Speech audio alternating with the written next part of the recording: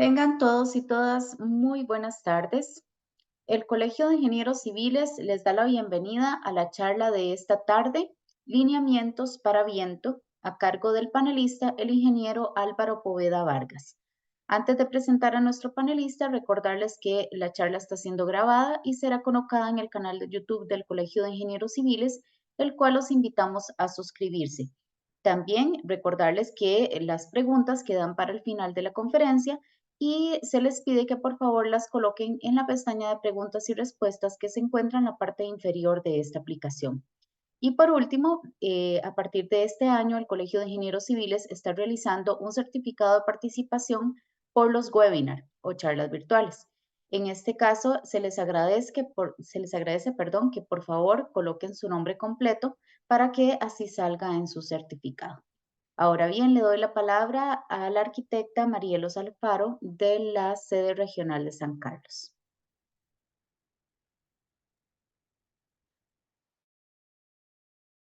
Gracias, Carol.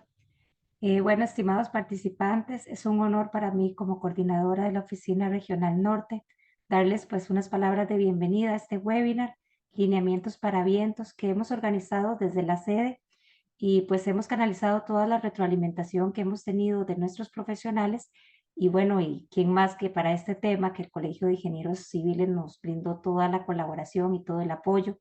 Estamos seguros de que este espacio va a ser una experiencia enriquecedora para todos los presentes y de más está decirles que como colegio profesional es nuestro deber, nuestro compromiso, el avance del conocimiento y la formación del ejercicio profesional. Y este webinar pues representa una oportunidad única para aprender de los expertos como lo es el ingeniero don Álvaro Poveda. Doy el pase al ingeniero Daniel Ureña Muñoz, quien nos va a presentar al panelista. Muchas gracias. Bueno, muy buenas tardes. De parte de la Junta Directiva del Colegio de Ingenieros Civiles y del Comité de Capacitación, y pues una gran oportunidad de colaborar con estos espacios para todo lo que tiene que ver con temas de capacitación en la parte técnica. Para el día de hoy, el expositor va a ser el ingeniero Álvaro Poveda, que, bueno, don Álvaro cuenta con una maestría en Ingeniería Estructural de la Universidad Estatal de Carolina del Norte. Es miembro de la Comisión Permanente de Código Sísmico, responsable de los capítulos de mampostería y vivienda. Es profesor emérito de la Escuela de Ingeniería Civil de la UCR. Cuenta con más de 46 años de experiencia en el campo de la ingeniería civil, en la especialidad estructural, y es el miembro encargado de la redacción de los lineamientos para viento. Lo que vamos a hacer entonces es iniciar con el webinar y al final vamos a dejar el espacio para preguntas. Adelante, don Álvaro, y de antemano muchas gracias. Buenas noches a todos. Gracias a ustedes. Lo primero que quiero decir es que lo que no me gusta de esta actividad es que es virtual.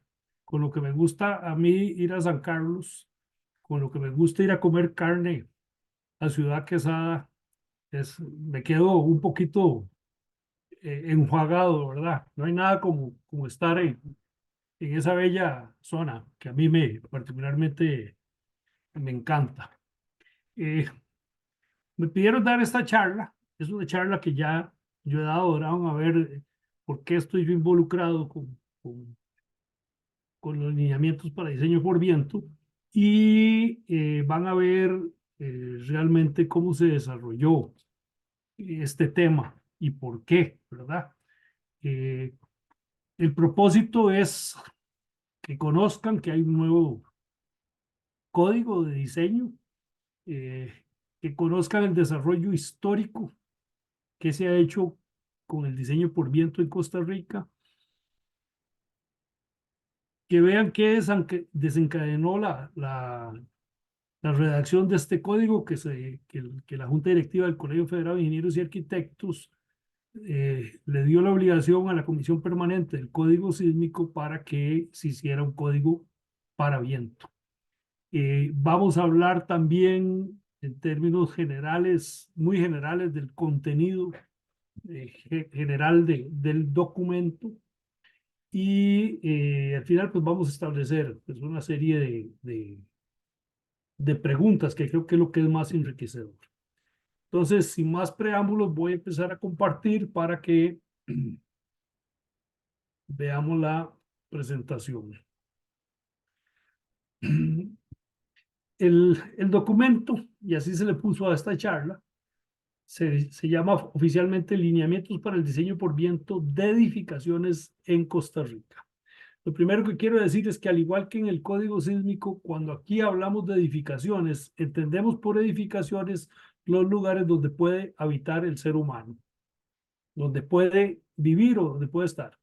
Eso incluye, obviamente, una casa, una escuela, un edificio de oficinas, incluso una gradería. Lo que no incluye es estructuras donde en teoría no puede vivir el ser humano. Por ejemplo, un puente o un tanque. Entonces, los lineamientos están hechos para edificaciones, entendido por edificaciones, lugares donde puede vivir el ser humano. Esa es la idea o el propósito de este documento. Esta es la portada del documento, se puede conseguir en el Colegio Federado de Ingenieros y Arquitectos. La última vez que pregunté me dijeron que ya se iba a poner en forma virtual, que el Colegio Federado de Ingenieros y Arquitectos a través de una plataforma con Amazon iba a poder vender este documento para que la gente lo tenga en formato digital, ¿verdad? Esa es la idea. Se está vendiendo en formato físico en la sede del Colegio Federado y yo me imagino que si las sedes piden, se les hará llegar a, pues, un grupo de ejemplares para que la gente que quiera comprarlo está ahí. También quiero aclarar, porque eso me lo han preguntado en algunas ocasiones, el precio de estos documentos los define la Dirección Ejecutiva del Colegio Federado de Ingenieros y Arquitectos, y los que participamos en la elaboración de estos documentos no recibimos un 5 de estos, meramente una labor honorífica. Vamos a ir presentando junto con las filminas una serie de fotografías. Esa fotografía es el gimnasio del Colegio de la Cuesta, allá en Laurel, muy cerca de Paso Canoas. Esa estructura tenía relativamente poca edad cuando un poco de viento la botó. Y todos sabemos las limitaciones que tienen las instituciones para generar este tipo o construir este tipo de edificaciones, y más en áreas rurales alejadas. Y imagínense la tragedia que significa que poco tiempo después de haberse inaugurado un edificio como esto, simplemente lo bota el viento, ¿verdad? Siempre pensamos en el sismo, pero las fotos van a evidenciar que el problema del viento existe en nuestro medio. Vamos a hablar un poquito de aspectos históricos. Vamos a hablar primero de este puente. Este puente es el puente que se le conoce como el puente del Río Grande. Es un puente que está en el ferrocarril al Pacífico. Por un tiempo tuvo o fue el récord de longitud de un puente de arco en acero en el mundo por un periodo muy corto de tiempo. Todavía está en pie, se puede ver cuando uno va por la 27, pasa a la par del puente y lo puede ver. Y si uno se sale de la carretera y se va a la estación del ferrocarril del Río Grande, puede caminar sobre la vía férrea y llegar a ver el puente este. Dice el texto que algunos de los principales puentes ferrocarrileros en el país fueron diseñados para cargas de viento aplicadas a la estructura principal y aplicadas directamente al tren. Un ejemplo es el puente de arco sobre el Río Grande, en la línea férrea al Pacífico, como se reporta en la revista Engineering Record de julio a diciembre de 1902. Y aquí hay una portada de la revista, ¿verdad? Julio a diciembre de 1902, y en el interior habla de wind bracing, que es arrastramiento contra viento, y dice que se usó una fuerza lateral de 450 libras por cada pie de luz. Obviamente ese puente fue diseñado en Estados Unidos y se usaron las unidades imperiales. De esas 450 libras, se usaron 300 libras aplicadas como una carga móvil, es decir, no un viento que pega en la estructura, sino un viento que pegaba en el tren que se estaba moviendo. Adicionalmente, se dice que tanto la cuerda superior como la cuerda inferior fueron diseñadas para una fuerza lateral mínima de 150 pies por pie de longitud.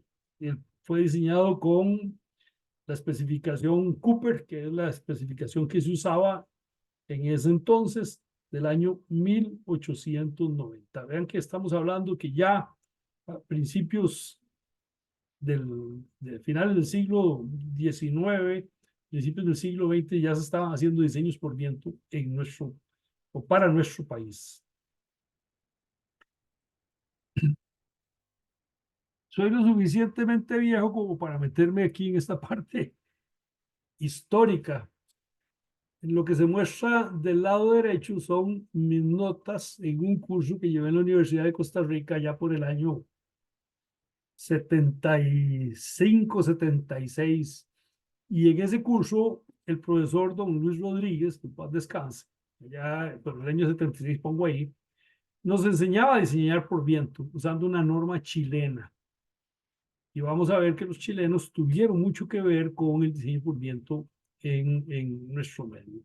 Y se puede ver ahí cómo, pues, básicamente se generaban o se recomendaban valores para considerar el efecto del viento en los techos de estructuras tipo bodega, tipo nave industrial. Y efectivamente, durante algún tiempo, aunque no existía una normativa formal, sí se enseñaba a considerar el diseño o los efectos del viento en las estructuras. Posteriormente, en un documento que se denomina Evaluación de Código por Viento, el doctor Jorge Gutiérrez, que fue presidente de la Comisión del Código Sísmico y uno de sus principales propulsores, hizo una revisión de la reglamentación que había por viento. Esto porque había la intención de escribir un código de viento para el Caribe, y entre los países que se buscó como apoyo para establecer esa reglamentación estuvo Costa Rica. En ese documento, el doctor Gutiérrez indicaba que el reglamento de construcciones, que es ese documento que aparece ahí, vean que aquí abajo se señala que esto fue hecho por el INBU y por el Colegio Federado de Ingenieros y Arquitectos. En realidad no fue es una norma, es un código, lo que estaba ahí, que tomaba en cuenta muchísimas variables. O sea, ahí se hablaba de cómo diseñar concreto, cómo diseñar mampostería, había una serie de variables, y en el artículo 22.7 había regulaciones por diseño de viento. Ese documento fue aprobado por el Colegio Federado en septiembre de 1980 y por el Instituto Nacional de Vivienda y Urbanismo en marzo de 1983, y durante mucho tiempo se usó. La diferencia es que, como era una propuesta hecha por dos instituciones, una que era pública y otra que era pues un colegio profesional, esto no era de acatación obligatoria, sino que era una herramienta que el profesional que quería usarla la usaba y pues, la aplicaba. En el año 1991 se publicó una segunda edición, una nueva edición que coincidió con el 25 aniversario de la Cámara Costarricense de la Construcción. Y en ese documento el artículo 22.7 hablaba de cargas de viento. En ambos documentos, lo que había era un resumen de la norma chilena para viento.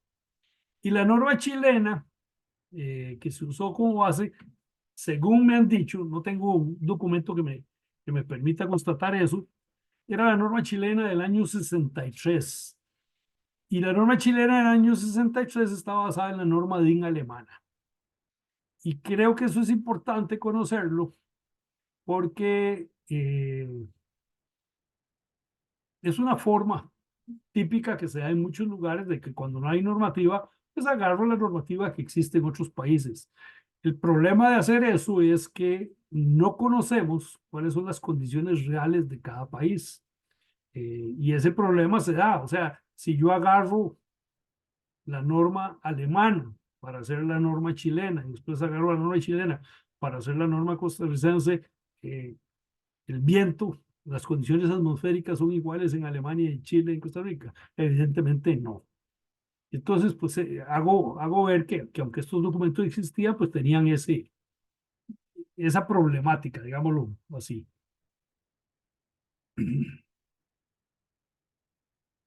Posteriormente, en marzo del año 2018, y después de un trabajo bastante largo, una comisión del Colegio Federado de Ingenieros y Arquitectos revisó esos documentos y creó un nuevo reglamento de construcciones.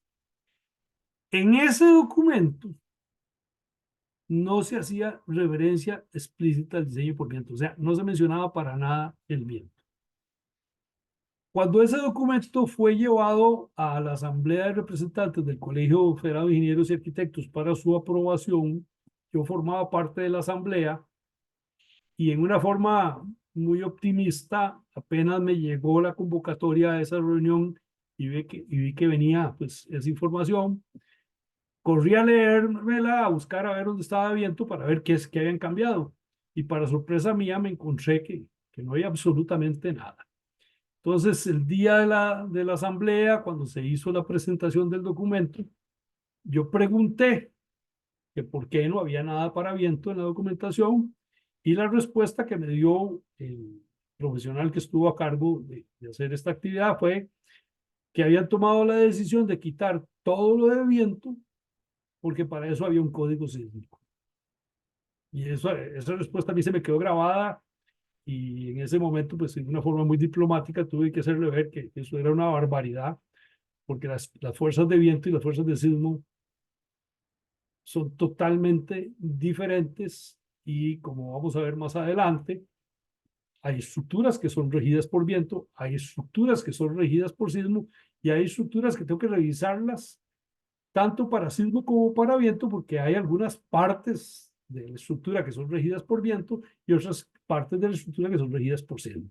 El ejemplo más claro o el ejemplo más sencillo que yo me puedo imaginar donde tengo que revisar la estructura para las dos condiciones es una vivienda. Partes de la casa, generalmente las paredes son diseñadas por sismo, pero otras partes de la casa son diseñadas por viento, como los largueros de techo, las cerchas y las conexiones de las cerchas con las paredes. Y eso quiere decir que a partir de que se publicó este documento, los profesionales de ingeniería y arquitectura quedaron indefensos porque no había normativa para viento. Entonces, si alguien contrataba a un profesional para diseñar una edificación, un local comercial o una casa, o un edificio comercial, lo diseñaba, podía diseñarlo usando el código sísmico y si se dan los planos, se entregaba. Y si se daba la desgracia, no me consta que ocurriera o no, pero si se daba la desgracia que había un viento fuerte que producía daños en la estructura, probablemente el cliente le iba a reclamar al profesional y le iba a decir, ¿qué pasó? Vea, tengo una estructura relativamente nueva y ya está dañada por el viento, ¿verdad? Y el profesional iba a hacer las de Poncio Pilatos, iba a lavar las manos, iba a decir, es que en el país no existe normativa. Y eso era una barbaridad porque había un desarrollo histórico que demostraba que durante mucho rato se diseñó para viento. Tal vez no en forma obligatoria, pero existía algo que le permitía a uno calcular las fuerzas de viento. En noviembre del año 2016, el huracán Otto entró en Costa Rica y produjo daños severos en la zona atlántica y en la zona norte del país. Sobre todo en la parte norte, en las llanuras del norte, se dieron problemas sumamente serios. A raíz de ese evento, la Junta Directiva del Colegio Federal de Ingenieros y Arquitectos decide que hay que hacer un código de viento, que tenemos que tener normativa para viento y en una forma un poquito, voy a decir, simplista, decidieron echarle el chicharrón o la responsabilidad a la Comisión del Código Sísmico para que escribiera el código de viento. Y lo digo así porque cuando algunos nos dijeron, ya hay que hacer una norma para viento, nos volvimos a ver y dijimos, pero ¿por qué a nosotros? Si nosotros sabemos un poquito de sismo, pero viento es algo totalmente diferente, ¿verdad? Pero no hubo chance de protestar mucho, simplemente nos dijeron, empiecen a hacer, vean a ver cómo lo resuelven, ¿verdad? Vean que este gráfico que es tomado del CNN habla de velocidades que anduvieron entre los 85 y 80 millas por hora. Ese valor ustedes lo tienen que multiplicar por 1.6 para encontrar la velocidad en kilómetros por hora. Entonces ustedes agarran y hacen 85 por 1.6, eso da velocidades del orden de 136 kilómetros por hora, que es bastante. Yo los invito, si uno se mete en la página del Instituto Meteorológico o usa cualquier aplicación de las que están ahora en los teléfonos, muchas de ellas traen las velocidades de viento registradas en un sitio y se van a encontrar velocidades sumamente bajas. 136 es una velocidad muy, muy, muy grande para nuestro medio. ¿Okay? En otras partes, en zonas de huracán, tenemos otra situación, pero esa es la realidad.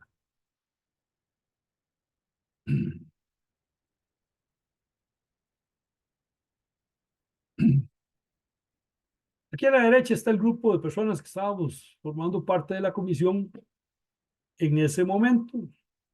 Digo que estábamos formando parte porque algunos de ellos ya murieron y estos son los que estábamos en ese momento, nos dieron la responsabilidad para empezar a escribir esta normativa. Y la fotografía muestra un tapichel que está en un centro comercial en Tibás, donde está el EPA de Tibás. Y esa estructura fue atacada por viento, no por un huracán, viento normal, y agarró todas las láminas de forro de esta tapichel en ese sector y las botó. Aquí se ven los operarios trabajando en la reparación. Y por ahí tengo una fotografía que no la tengo aquí, donde se muestra cómo quedaron doblados todos estos elementos. Algunos de estos elementos de acero laminado en frío se desprendieron y cayeron en los automóviles que estaban aquí. Y hubo daños en parabrisas. Gracias a Dios no hubo personas heridas ni mucho menos, pero sí se generó una situación de reclamo por parte de los dueños de los carros con respecto al centro comercial. No sé en qué quedó eso, pero sí, siempre que hay daño económico, la gente reclama. Y algunos podrán reclamar en los tribunales correspondientes.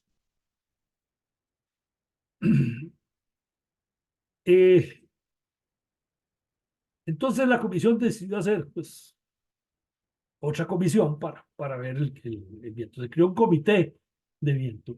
Ese comité de viento no estuvo conformado únicamente por miembros de la Comisión del Código Sísmico, sino que se hizo algo importante.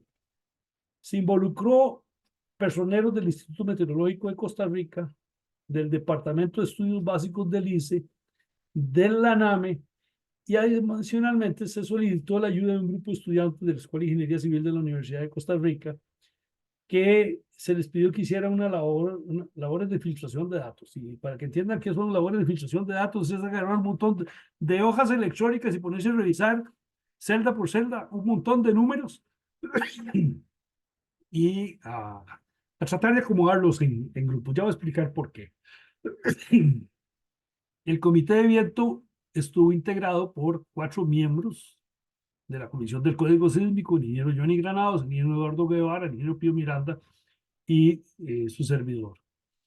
Adicionalmente, tuvimos a la ingeniera Beatriz Mayorga como una persona que funcionó como una directora ejecutiva, que era la que llevaba convocaba las reuniones, llevaba las minutas y hacía mucha labor de carpintería y lo hizo de una forma excelente. El ingeniero Jorge Muñoz, que en ese entonces estaba en el LANAMIC, que tenía una formación de doctorado sacado en Europa, contribuyó enormemente en ordenar pues el documento y aportar sobre todo sus conocimientos en base a la forma en que se diseña contraviento en Europa. Tuvimos representantes, don Juan Carlos Fallas, que en ese momento era el director del Instituto Meteorológico, nos ayudó bastante y fue una ayuda esencial, porque para hablar de viento, la parte de ingeniería es relativamente sencilla, el problema es la parte meteorológica. Y tuvimos pues la ayuda del Departamento de Estudios Básicos del ICE, porque el ICE mide muchas cosas o ha medido muchas variables a todo lo largo y ancho del país, por supuesto para sus proyectos de generación, sobre todo hidroeléctrica, pero también han tenido proyectos de generación eólica y habían recopilado bastante información. Entonces queríamos corroborar si la información que tenía el Instituto Meteorológico y la información que tenía el ICE era lógica.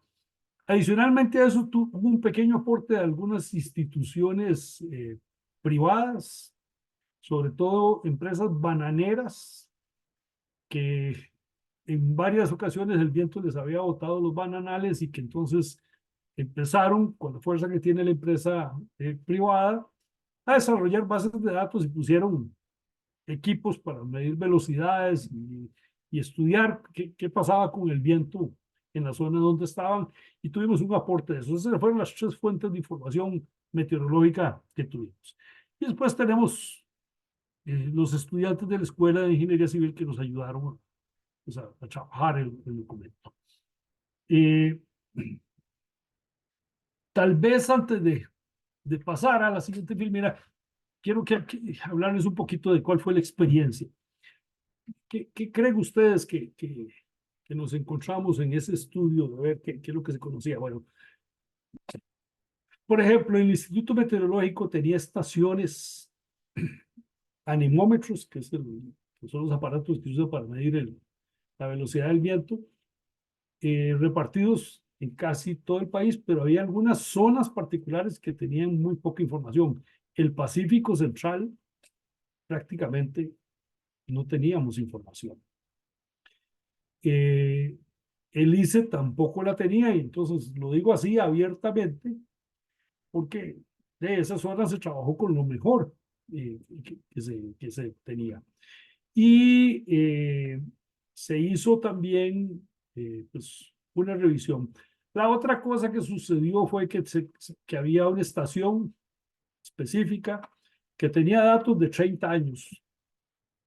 Y uno decía, qué montón de información, por 30 años puedo hacer un montón de cosas. Pero resultaba que en esos 30 años habían 14 años metidos ahí en ese lapso de tiempo donde no había una información, o hay una información totalmente ilógica desde el punto de vista ingenieril. O sea, con velocidades negativas, por ejemplo, eso no tiene sentido, o con velocidades muy altas. que hubieran destruido absolutamente todo. Y entonces ahí fue donde se hizo necesario hacer esa filtración de datos y con un criterio general decir, bueno, esto no tiene sentido, quitémoslo y trabajemos con lo que queda, ¿verdad? La otra situación que nos encontramos es que toda la normativa que se usa para diseño por viento se basa en velocidades de viento que son medidas aproximadamente 10 metros de altura o 30 pies, como lo usan los americanos, y lo que se mide son las velocidades de ráfagas. Y las estaciones de medición de velocidad de viento que tenía, por ejemplo, el Instituto Meteorológico, tenían una circunstancia que es lógica de pensar. Cuando el instituto tenía dinero para comprar una estación de esas, pues apenas tenía ese dinero, trataba de poner el aparato en algún lugar y difícilmente, en muy contadas ocasiones, tenía la posibilidad de adquirir un terreno donde poner el equipo. Entonces llegaban a un pueblo, iban a la municipalidad o iban a la escuela y decían, me dejan poner este equipo aquí, nosotros nos encargamos de darle el mantenimiento, y se les dejaba. Resultado de eso, muchos de esos anemómetros no estaban a 10 metros de altura, muchos estaban por debajo de eso. Y algunos pocos estaban por arriba. Y además, durante muchos años, el instituto lo que me dio fueron las velocidades máximas de viento, no las velocidades promedio y menos en ráfagas de 4 segundos. Entonces hubo que hacer esa valoración. ¿Cómo pasar los datos que fueron medidos a 8 metros de altura, cómo extrapolarlos a 10 metros de altura y cómo contemplar en muchos casos el entorno? Porque si usted tiene un anemómetro puesto en una torre aislada, a los 10 metros de altura va a tener una velocidad. Pero si está metida en la cumbrera de un edificio y a la par hay otro edificio que le estorba, o hay situaciones de entorno, de topografía o de edificios cercanos, pues eso va a afectar. Hago todo ese comentario para que entiendan que esto no es una ciencia exacta, que aquí hay mucho criterio profesional, no es que todo es perfecto, ¿verdad? Pero hay que empezar por algo. Y es a las futuras generaciones las que les va a tocar volver a reescribir esto en algún momento con mayor información, con datos más fidedignos, que nos permita ir conociendo mejor cada día cómo es la realidad del país, para estar seguros que no vamos a sobrediseñar o que no vamos a subdiseñar, que es el peligro, ¿verdad? Cuando sobrediseñamos, hacemos estructuras innecesariamente caras, pero cuando subdiseñamos, que también se puede dar, pues estamos poniendo en peligro a las personas. Y esa es la logística. Esto es el primer paso de una carrera muy larga. Yo espero que este código se convierta, igual que el código sísmico, en algo que está metido en una convención que, como el nombre lo dice, es permanente, que permanentemente está revisando, haciendo y corrigiendo.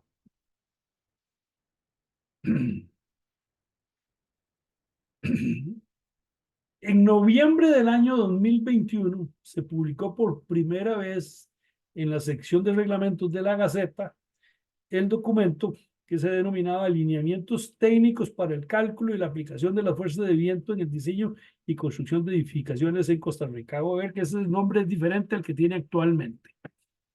En noviembre del 2021 salió eso a la luz pública. La comisión terminó, se lo entregó a la Junta Directiva del Colegio Federal de Ingenieros y Arquitectos, y la Junta Directiva del Colegio Federal de Ingenieros y Arquitectos, junto con la Imprenta Nacional, sacaron el documento en la Gaceta. Desgraciadamente, esa publicación se encontraba viciada con errores en ecuaciones y errores de formato. Eran tantos los errores que había que de la comisión tuvo que llamar la atención y decir, mire, eso no se puede usar, no se debe usar porque está lleno de errores.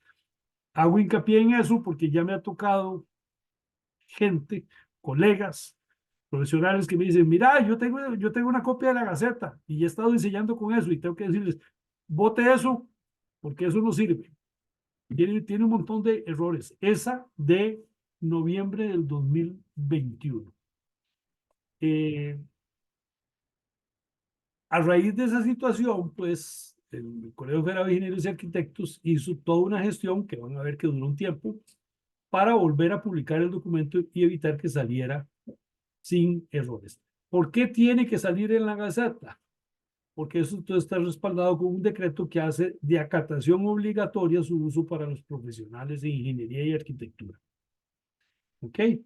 Entonces, ese fue el primer intento. Finalmente, en marzo del 2023, o sea, el mes entrante vamos a cumplir un año, se volvió a publicar en forma definitiva en la sección de reglamentos de la Gaceta el documento debidamente corregido y se le modificó el nombre al nombre que tiene actualmente, que es Lineamientos para el Diseño por Viento de Edificaciones en Costa Rica. Y por lo tanto, a partir del 21 de marzo del año pasado, este documento es de acatación obligatoria para todos los profesionales incorporados al Colegio Federal de Ingenieros y Arquitectos. Por la labor que yo hago, mucho de peritajes para el Colegio Federal de Ingenieros y Arquitectos, ya me ha tocado en un par de casos situaciones donde se da una diferencia de criterios tan común entre un profesional y un cliente. Y el cliente dice, me construyeron mal, o eso está, tiene errores, se me mete el agua, todos los problemas que las paredes quedaron desplomadas, cosas de ese tipo, y piden un peritaje, y en un par de casos, una de las cosas que han dicho es, revíseme si la estructura que me construyeron y que me diseñaron cumple con la normativa vigente. Y me ha tocado revisar y decir, bueno, fueron diseñados para viento, y me han dicho no. Y he tenido que poner en el informe, ahí hay un vicio, el profesional no usó una normativa que ya era de acatación obligatoria. Y lo digo clara y específicamente porque eso tiene implicaciones, ¿verdad? Incluso en uno de los casos, eso fue llevado al Colegio Federal de Ingenieros y Arquitectos con una acusación, como una falta al código de ética del colegio. Y eso, no sé en qué terminó, pero yo me imagino que pudo haber sido motivo para una amonestación y para que quedara en el récord de ese profesional, pues que tuvo ese problema. Es importante que conozcan que esto ya está vigente y que es de acatación obligatoria.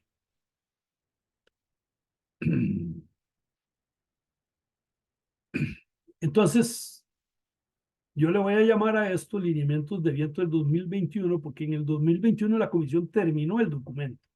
Fue hasta el año pasado, marzo, que salió a la luz pública. Y este es el documento como tal. Entonces vamos a ver un poquito de cuál es el contenido del documento. Esta ahí es la parte histórica. Las fotos son interesantes, una zona franca aquí, en la área metropolitana. Las fotos las dio el ingeniero Eduardo Guevara. Y dos cosas hay que tomar en cuenta ahí. Uno, cuánto costó la estructura que la botó el viento y cuánto cuestan los automóviles que estaban debajo. ¿Y cómo reaccionaría usted si usted es el dueño de uno de esos automóviles y la estructura que fabricó o que construyó la empresa donde usted trabaja o la empresa que usted está visitando colapsa por el viento? Esto tiene implicaciones serias. Aquí el principal problema, como se puede ver en esta fotografía, fue una falla por los anclajes. Los pernos se barrieron, no fueron diseñados, y la placa de flotación no fue diseñada para soportar las condiciones de viento. Esos lineamientos para viento del 2021 establecen las solicitaciones mínimas para el análisis, diseño y construcción de edificaciones para resistir las acciones de viento construidas en el territorio de la República de Costa Rica. Y ya ahí, ¿qué edificaciones son las estructuras donde vive el ser humano. ¿Cuáles son los objetivos? Proteger la vida humana y la integridad física de las personas, reducir los daños materiales y las pérdidas económicas ocasionadas por las acciones de viento. Esos objetivos son prácticamente idénticos en su forma que los que tiene el Código Sísmico. Y eso es importante que lo entendamos. Cuando se da ese evento que ocurre cada 100 años o cada 500 años, dependiendo si es sismo o viento, que le mete la máxima fuerza que uno podría esperar a la estructura, podemos tener daños en la estructura, podemos tener deformaciones, podemos tener desprendimiento de algunas piezas de todo, pero lo que se pretende es que la estructura no se caiga y que no le caiga encima a una persona. Eso no significa que después del evento haya que demoler la estructura y botar. Los códigos, tanto el código sísmico como el código de viento, lo que establece son cargas mínimas para proteger la vida humana. Ese es su principal objetivo de desempeño. Y eso es importante a veces explicárselo al cliente. Porque el cliente no espera eso. El cliente quiere que cuando usted le diseñe su casa o su local comercial o lo que sea, que cuando se venga el sismo más fuerte o se venga el ventolero más estructuroso que podamos esperar, que no le pase nada a la estructura, que no le pase nada a la gente o a los automóviles o a la mercadería que está guardada adentro y que al día siguiente pueda seguir usándola. Y entonces se generan falsas expectativas y muchas veces los profesionales creen que porque siguieron un código ya diseñaron y construyeron una estructura que es a prueba de bombas atómicas. No es cierto. Y eso a veces hay que explicárselo al cliente. No es una responsabilidad que la deba tomar el profesional en forma única. Hay que hablar con el cliente, decirle, vea, el código de viento y el código sísmico lo que pretende es proteger la vida humana, pero cuando se ve un evento su estructura se va a dañar y puede ser que haya que demolerla. Y la reacción generalmente de los dueños o de los clientes en esos casos dicen, ah, no, no, no, no, ¿cómo va a ser posible? Yo pido un préstamo en un banco para construir una casa, construir un local comercial y se viene un ventolero al año y me lo bota. Y yo tengo que seguir pagando el préstamo por 30 años, a pesar de que eso se cayó. Y entonces hay que decirle, bueno, no, podemos subir y usar criterios un poquito más altos que no solo protejan la vida humana, sino que permitan que la estructura sobreviva y que se mantenga. Eso es importante que el profesional lo conozca, porque si no, se crea la falsa expectativa que eso. Yo creo que lo menos que debe hacer el profesional es explicarle de una forma muy simple al cliente que eso es así. Y decir que la responsabilidad sea compartida, no solo por el profesional. Si el profesional se queda callado y no le explica nada de eso al cliente, después, si pasa algo y efectivamente hay que votar la estructura, va a ser muy difícil que el cliente, y menos su abogado, entienda que eso es normal y que eso es lo que tiene el código, aunque el código lo dice claramente. Nada más para que reflexionen sobre el tema. La fotografía es una tapia prefabricada que la botó el viento. Esa fotografía es en Laguna de Alfaro Ruiz. El sistema prefabricado fue comprado a una fábrica en Ciudad Quesada. Y yo no sabía que esta conferencia iba a ser para la gente de San Carlos. Pero esa es la realidad.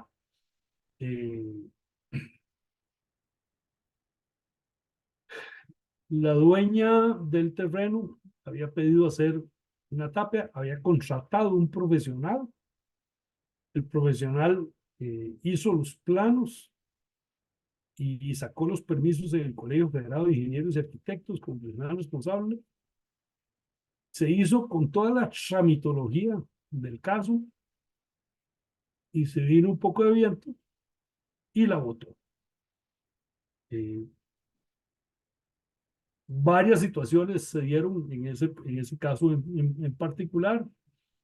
Uno, parte de la tapia cayó en el lote del vecino y cayó encima, voy a decirlo de una forma muy elegante, de un galerón donde se guardaban herramientas agrícolas, vea que eso está ahí más o menos sembrado, no era una casa, no era nada, pero se cayó en un galerón viejo hecho con latas de zinc y pedazos de madera viejo, que no le pasó absolutamente nada por el viento, pero parte de esta tapia cayó encima de eso. Y el dueño de ese galerón, una persona muy sencilla de la zona, de alguna forma alguien le llegó y le dijo, mire, usted puede mandar por eso. Y entonces yo terminé viendo este proyecto precisamente porque la dueña de la tapia se quiso defender. Dice, ve, yo contraté a un profesional y pagué los honorarios. ¿Cómo es posible que esa tapia estaba nueva? Una de las cosas que hicimos fue agarrar una de las columnas y llevarla al aname. Y en el aname le metimos carga. Las columnas prefa de esa tapia en particular tenían una capacidad de la flexión sumamente baja comparada con una normativa que se estaba haciendo y que ya está vigente en este momento, que es una normativa de INTECO para ese sistema prefabricado de baldosas y columnas.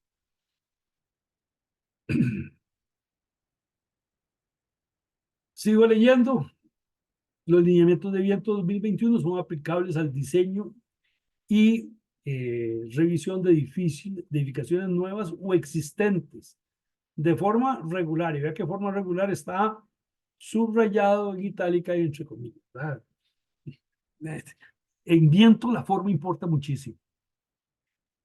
Y en las cuales el efecto del entorno no es crítico para la respuesta de la estructura, es decir, condiciones normales. Vamos a ver un poquito más adelante que hay estructuras que por su ubicación pues son propensas a tener problemas serios de viento. ¿Ah? Y es muy fácil de imaginar. Si yo hago una estructura encima del volcán Arenal, allá en el Cucurucho, esa estructura va a tener más riesgo que una estructura construida en la base, allá en la Fortuna. ¿Ok? Y si yo hago una edificación en el centro de la Fortuna que está rodeada, y esa edificación va a estar rodeada de casas o de hoteles que la protegen contra el viento, esa estructura va a tener menos riesgo que si hago la misma estructura frente a la laguna de Arenal. Porque la laguna de Arenal es un gran campo que no tiene obstrucciones, donde el viento alcanza velocidades importantes.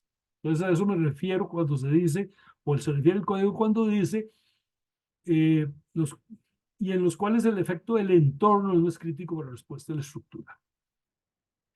Las edificaciones con características especiales de respuesta, formas inusuales o en zonas con aspectos topográficos especiales, y vean que aspectos topográficos especiales también está subrayado en itálica, se deben diseñar o realizar utilizando literatura reconocida que documente esos efectos de carga utilizando el procedimiento de túnel de viento. Entonces, lo que se está diciendo es que este código tiene limitaciones. No todas las estructuras pueden ser diseñadas por eso. Tienen que tener una serie de características que vamos a ver. Y si esas características no se cumplen, hay que usar algo diferente. Incluso pruebas de túnel de viento. Pruebas de túnel de viento son caras. En el país no tenemos un túnel de viento que nos permita revisar el efecto del viento en estructuras, ni siquiera a escala reducida. Y se han hecho algunos estudios, algunos edificios en San José han sido revisados para una condición de túnel de viento y se ha pagado sumas cuantiosas en un laboratorio americano. Pero son excepciones. La fotografía es el rótulo de la McDonald's de Tibás que la botó el viento también. ¿Ok? Vean que todas las fotografías son criollas. No son de Miami ni de las Bermudas, son costarricenses. Este es el mapa de velocidades que contiene el código de viento. El país está dividido en 5 zonas.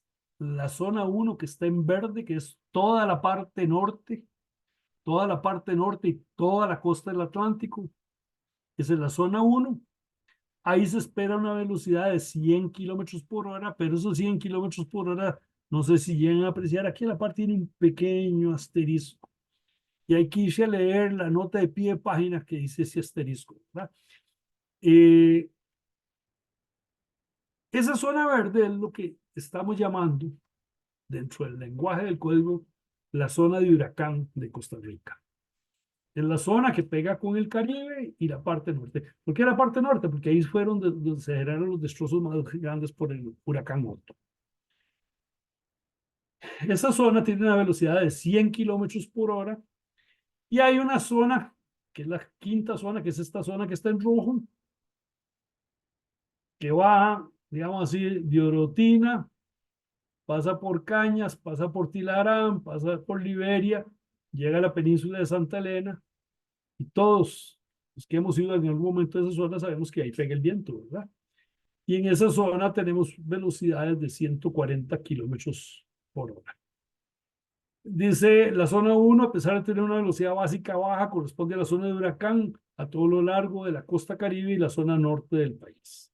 Estas velocidades de viento no reflejan el efecto de tornados. Los tornados son elementos que tienen características locales y pueden alcanzar velocidades muy grandes. Estos son fuerzas de viento normales. Ahí, las estructuras que se diseñan contra tornados hay que diseñarlas contra impacto, ¿va? Cuando un tornado agarra y arranca un poste de luz, concreto prefabricado, lo levanta en el aire y lo tira a 80 kilómetros por hora contra un edificio, hay que diseñar el edificio para que soporte ese impacto. Es muy, muy difícil. Gracias a Dios nosotros no tenemos tanto problema de tornados como existe en otros países, sobre todo en Estados Unidos en la zona central. Creemos, en base a lo que conocemos ahora, y dije todas las limitaciones que tuvimos a la hora de desarrollar ese mapa, de que esto protege bastante las estructuras normales, pero siempre hay posibles excepciones. Vean que Ciudad Quesada está en la zona 3, donde se esperan velocidades de 115 kilómetros por hora. Esta zona del Golfito, Península de Osa, Punta Urica, es la de fuerzas de viento más pequeñas, pero desgraciadamente es la de fuerzas de sismo más grandes, de acuerdo al futuro código sísmico. Y esta zona tiene efectos de huracán, como vamos a ver, a pesar de tener velocidades bajas, hay un efecto que hace que las fuerzas de viento, cuando se calculan para esta zona verde, sean más altas que para el resto del país. Y aquí en esta zona es donde está la zona de menor riesgo sísmico, como que está balanceado el país. Están las otras zonas. Eso es lo que tiene actualmente, lo que presenta el. ¿Cómo se desarrolló este mapa? Recopilando toda esa información de velocidades, haciendo todo el filtro para obtener velocidades de ráfaga, no velocidades máximas, y extrapolándolo a 10 metros de altura. Y adicionalmente, tomando decisiones de carácter personal. Usted tiene un mapa donde hay líneas que dicen cuál es la velocidad del viento en una zona o en la otra. Pero después está la división física. Entonces, lo que se trató de hacer es establecer qué pasa en cada distrito y en cada cantón del país.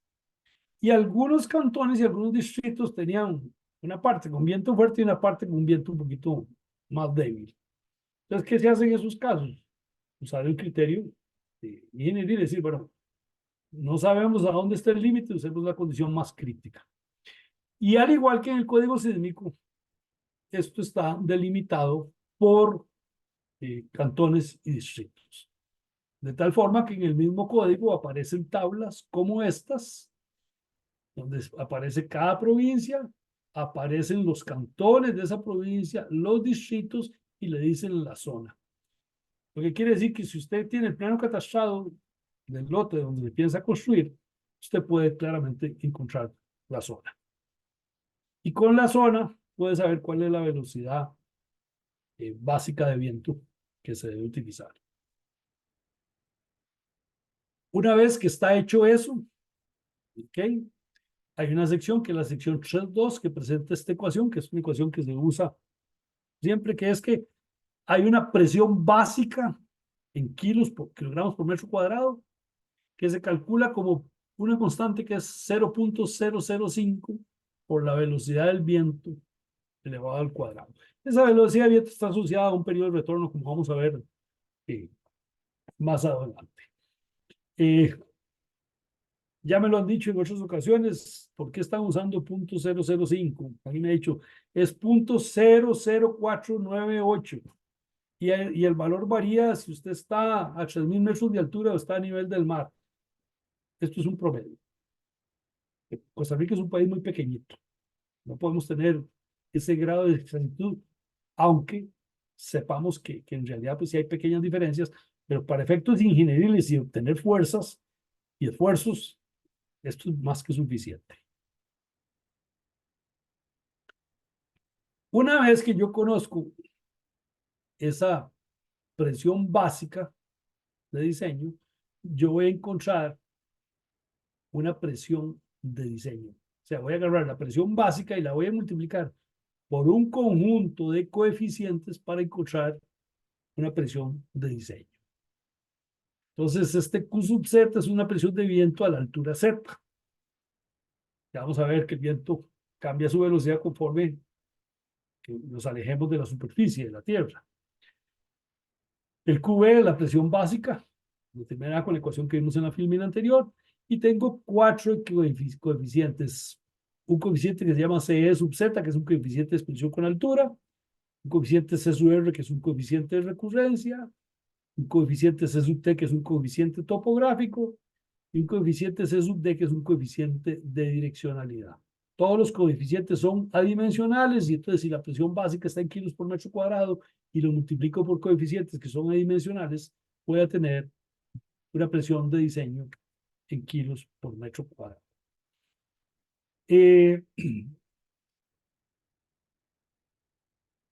¿Por qué necesito tener una presión que varíe con la altura? Porque la velocidad del viento y las presiones varían con la altura. Entonces, esa ecuación refleja cómo cambia la presión en función de la altura Z medida desde el terreno. ¿Cómo encuentro ese primer coeficiente? Ese coeficiente de exposición. Lo que tengo primero que saber es cómo es la rugosidad predominante del terreno. Y el código presenta 4 tipos de rugosidad A, B, C o D. ¿Qué rugosidad es? ¿Qué tan áspera es la superficie? Entonces, la rugosidad tipo A corresponde a centros urbanos de gran tamaño donde al menos el 50% de las edificaciones tienen una altura mayor que 21 metros. Si usamos una altura de piso hacia el promedio de 3 metros, y yo divido 21 entre 3, eso quiere decir que esta rugosidad se va a dar cuando al menos la mitad de los edificios son edificios de más de 7 pisos. Casi no tenemos esto. El único lugar donde hay una rugosidad semejante a criterio mío es ahí a un costado del Estadio Nacional, donde se han construido un montón de edificios altos, pero eso es una zona muy particular. Después tenemos rugosidad tipo B, áreas urbanas y suburbanas, donde haya bosques u otros terrenos, construcciones del tamaño de una casa de habitación unifamiliar o mayores cercanos entre sí. Esto es lo que más tenemos en las zonas donde generalmente se construye. Una rugosidad tipo C, áreas abiertas, construcciones dispersas, generalmente con alturas menores que 8 metros, incluyendo terrenos planos abiertos, sabanas o pastizales. En áreas rurales tenemos mucho de esto. Y finalmente una rugosidad tipo D, áreas planas y libres de obstáculos o superficies de cuerpo de agua. Ustedes tienen ese problema. Ustedes tienen en la laguna de Arenal esa situación. Estructuras que están muy cerca de la laguna tienen que tener ese cuidado. Y lo mismo estructuras que se van a construir en la costa, ¿no?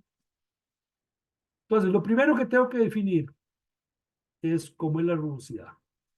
Pero no es a ojo, hay un criterio. ¿Por qué es eso? Vean que aquí tengo este gráfico. Este gráfico no está en el Código de Viento costarricense, he sacado de un libro de texto, pero para que vean, aquí tengo una clase donde hay un montón de edificios, rascacielos.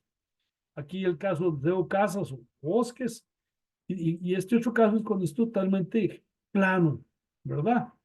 Y aquí tengo las velocidades de viento medidas en metros por segundo y aquí la altura. Entonces, por ejemplo, si yo me sitúo a 300 metros de altura, para esta clase A la velocidad promedio, según esto, debería ser entre 17,5 y 20 metros por segundo. Aquí anda entre 20 y 22,5, y aquí en esta clase no es 22,5. Entonces, entre más rugoso sea el terreno, las velocidades de viento son más pequeñas y las fuerzas de viento son más pequeñas, y ese coeficiente C sub Z también va a ser más pequeño. Esto es lo que estamos tratando de medir. ¿Cómo se comporta el viento? Como un fluido. Y si ustedes ven un curso de fluidos y ven qué le pasa al agua cuando va dentro de un tubo, la velocidad del agua en la superficie interna del tubo es 0 y en el centro del tubo es máxima. Lo mismo sucede, la velocidad en la superficie es 0 o casi 0, y conforme me voy alejando va aumentando. Eso es lo que pretende medir ese coeficiente C sub Z. Entonces me dicen que tengo que revisar esta estructura que yo quiero analizar y tengo que ver cuál es la rugosidad que hay en las cercanías, y puede ser que tenga dos rugosidades, ¿ok? Hay algunas situaciones particulares que están explicadas. Además, tengo que revisar mi estructura en las dos direcciones ortogonales, norte, sur, este y oeste, y siempre midiendo a ambos lados, ya sea en el este y en el oeste, un sector que salga con líneas a 45 grados de las esquinas del edificio, y cuando el edificio no es un cuadrado como este perfecto, queda a criterio de interpretación del profesional, y tengo que medirlo en un largo que se llama una longitud de exposición, y lo que tengo que medir es cómo es la rugosidad en esa zona. Lo que quiere decir que yo tengo que agarrar la estructura y tengo que revisar cómo es la rugosidad al este, al oeste, al norte y al sur, y usar la condición más crítica. Esta longitud de exposición, Lx, se saca de esta tabla que está en el código. Dependiendo de la rugosidad, de las 4 rugosidades que vimos, esa longitud de exposición va variando. Y para el caso de rugosidad clase A, esa longitud de exposición son el valor máximo, valor máximo entre 800 metros o 10 veces la altura del edificio. ¿Ok? Si estoy haciendo una casa de un piso que mide 3 metros de altura, 10 por 3 me da 30 metros. Yo lo que tengo que revisar son los 30 metros de la par. Si estoy revisando un edificio muy alto, pues esto cambia. Entonces, eso es lo que hay que revisar. Y la ecuación es esta. No es tan fiero el tigre, como se vea, porque uno ve este coeficiente y dice 2.01, y aquí hay unas variables, esto está elevado a 2 entre alfa e, pero tiene que ser mayor que este valor. Bueno, todos estos términos, el valor de alfa, el valor de ZGE, el valor de Z mínimo, están definidos en el código para cada una de las 4 exposiciones, y cuando uno calcula eso, pues lo que encuentra es esta gráfica, que también está el código. Entonces están las 4 exposiciones, la A, la B, la C y la D. Aquí está la altura sobre el terreno, y aquí está el valor del coeficiente de exposición. Vean que para edificaciones bajitas, que hay 20 metros, si lo redondeamos a 21 metros, es un edificio de 7 pisos. O sea, de 0 acá, está casi de la inmensa mayoría, yo diría que el 98% de las cosas que construimos en Costa Rica. Estamos aquí. ¿Ok? Y vean que todas tienen un valor constante hasta cierta altura y después empiezan a variar. ¿Ok? Esa es la situación, y pues esto es cuestión de medirlo. Vean que, por ejemplo, si yo estoy revisando a 20 metros de altura y estoy con una rugosidad tipo D, que es totalmente plano, abierto, estoy frente a la laguna de Arenal, pues ese valor es aproximadamente 1.3. Aquí tengo 1 y aquí 1.5. Aquí tengo unos 20 metros. Si estuviera en una zona donde está lleno de edificios, pues ese valor es como 0.55. Entonces, ese coeficiente en algunos casos es mayor que 1, en otros casos es menor que 1. La inmensa mayoría de las veces es menor que 1 para las inclinaciones normales. Después tengo otro coeficiente que es el coeficiente C sub R, que es el coeficiente de recurrencia. ¿Qué es el coeficiente de recurrencia? Es una forma de determinar en base a un periodo de retorno y en base a la importancia de la estructura cómo tengo que calcular ese coeficiente. Ese coeficiente lo que me indica es que tiene un valor alto cuando tengo una estructura muy importante, un hospital, una clínica. Tiene un valor bajo cuando tengo una estructura que no es tan importante. Una bodega en un invernadero. ¿Ok? Entonces, tiene una forma muy sencilla de calcularla. Para todas las zonas eólicas que estaban en el mapa, la 2, la 3, la 4 y la 5, tanto para calcular cargas de resistencia o condiciones de servicio, hay una ecuación. Pero para la zona 1, que era la zona verde de huracán, tengo una forma de calcularlo al servicio y tengo una forma de calcular la resistencia. Aquí es donde reconocemos el huracán. Y decimos para la zona 1 el coeficiente de recurrencia es 3. Ahí contemplamos la posibilidad grande que existe en esa zona del Atlántico y la parte norte que entre un huracán. Ahí nos entró Otto y los que son ya un poquito maduros tienen que acordar o pueden buscar información que en un determinado momento tuvimos un huracán Juana que venía directo a entrar en Limón y a pocos kilómetros de la costa se desvió y entró en Nicaragua por Bluefields y causó gran destrucción en Bluefields. Esa zona tiene la probabilidad y yo creo que con el famoso cambio climático pues eso va a cambiar. Esta ecuación dice que el coeficiente de recurrencia que casi siempre uso para las otras zonas que no sean esa zona 1 es 0.36 más 0.1 veces el logaritmo natural de 12 veces el periodo de retorno. Y el periodo de retorno está definido en función de la importancia de la estructura más adelante y todo eso elevado al cuadrado. Entonces, esto es una ecuación matemática. Esta es la información que está en el código que me dice cuál es el periodo de retorno que debo usar.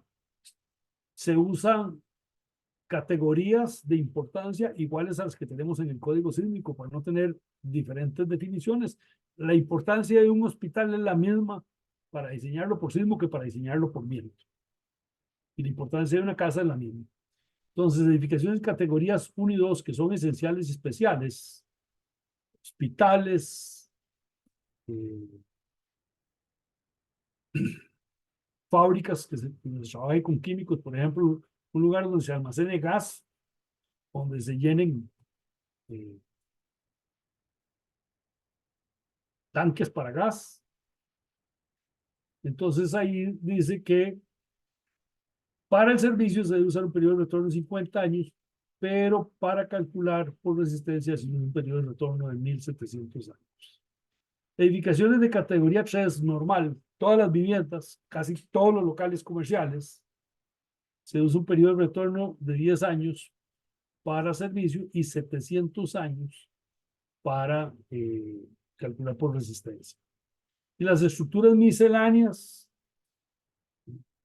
se me ocurre decir un gallinero o un galerón agrícola, se usa 300 años. Es decir, como se toma en cuenta la importancia, con esos periodos de retorno entro a esta ecuación y calculo el coeficiente de recurrencia. Tenemos un coeficiente topográfico que, como su nombre lo dice, toma en cuenta la topografía del terreno. Nosotros estamos llenos de montañas. ¿Ok? Es un país con una topografía muy quebrada. Pero el problema que tiene el viento es cuando tengo un elemento plano, una superficie plana y larga, una gran extensión de terreno plana, y que de un momento a otro, a un costado, haya un escarpe, una sierra o un cerro. Algo que cambie drásticamente en altura. Vean que aquí se muestra la curva de la velocidad del viento en la zona plana y vean lo que ocurre en la parte superior. Hay un aumento en la velocidad, hay un incremento en la velocidad. Eso es lo que hay que tomar en cuenta. Ese coeficiente topográfico, ya vemos cómo se calcula, pero refleja el aumento de las presiones sobre estructuras que se encuentran en la parte ascendente y en la cima. Si mi estructura está aquí abajo, no tengo que calcularlo. Eso voy a usarlo en estructuras que están en la parte ascendente o en la parte superior. Y siempre y cuando tenga una distancia, un elemento plano grande aquí. Si aquí tengo una montaña, en la par hay otra montaña, después hay otra colina, después hay... No, tiene que haber una larga superficie plana y después elementos. En resumidas cuentas, en muy pocas ocasiones tengo que calcular ese coeficiente topográfico. Yo creo que ustedes también tienen, ¿verdad? Si están en una situación de que están construyendo algo cerca de en las cercanías del volcán y tienen la parte de la laguna plana enfrente, pues podrían tener que calcular ese coeficiente topográfico.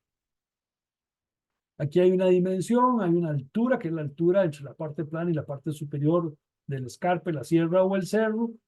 LH es una longitud promedio.